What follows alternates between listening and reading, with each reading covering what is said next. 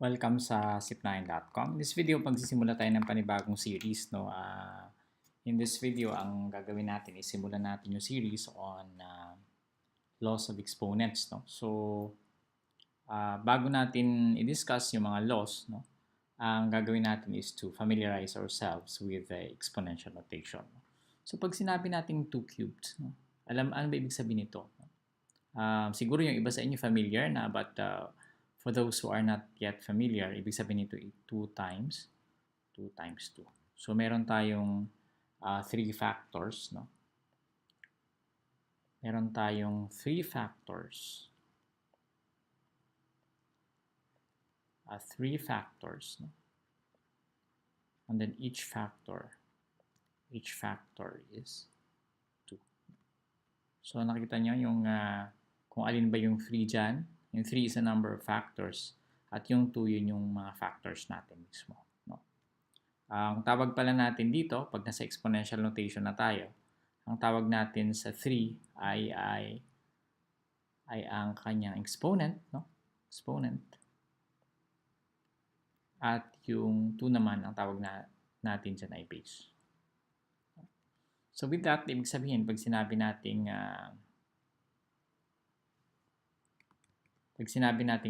2 to the 5th, ano ibig sabihin nun?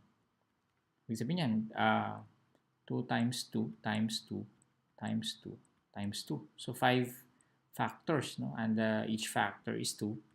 So kunin natin yung value. 2 times 2 is 4, times 2 is 8, times 2 is 16, times 2 is 32. Okay? Example 2, we have negative 3 to the 4th, no?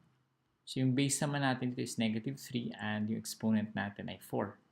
So meaning, negative 3 times negative 3 times negative 3 times negative 3, which is equal to, sige nga, compute nyo nga mentally. Okay, so itong dalawang to ay 9, itong dalawang to ay 9. So 9 times 9 is 81. No? Number 3, what is 1/2 cubed? No? So yung exponent naman natin ay 3 at yung base natin ay 1/2. So ibig sabihin, tatlong 1/2 yung minimultiply natin. No? O, naalala nyo pa kung paano mag-multiply ng fraction? Just multiply the numerator, no? Yung 1. Tapos yung product ng yan, ilalagay natin dito sa pinaka-answer natin. No? Sa numerator din, no? So, yung 2, the denominators, 2 times 2 times 2, this is 8, no? So, 1/8 yung ating product. Number 4, we have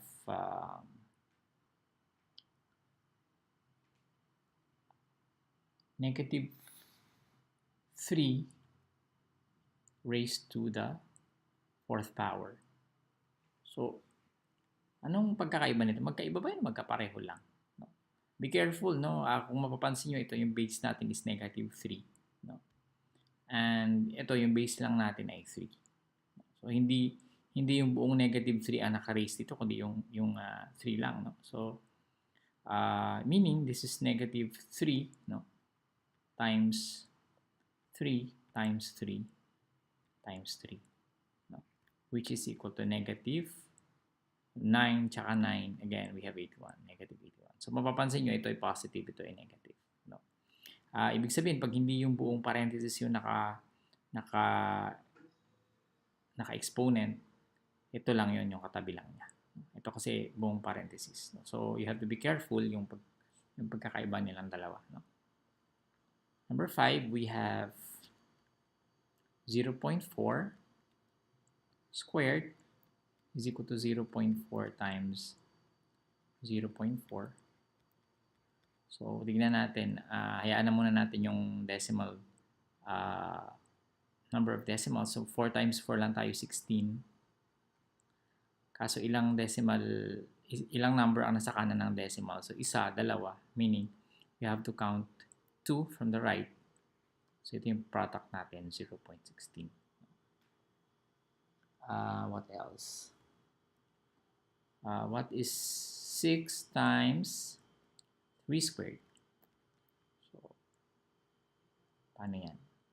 So, 6 times 3 squared is 3 times 3, which is equal to 6 times 9, which is equal to 54. And number 7, we have, siguro last na to, we have 2 cubed times 3 squared. Ano ang 2 cubed? Ano ba tayong 2 cubed dito? Ayun, ilan yung 2 cubed? 2 times 2 times 2. That's 8.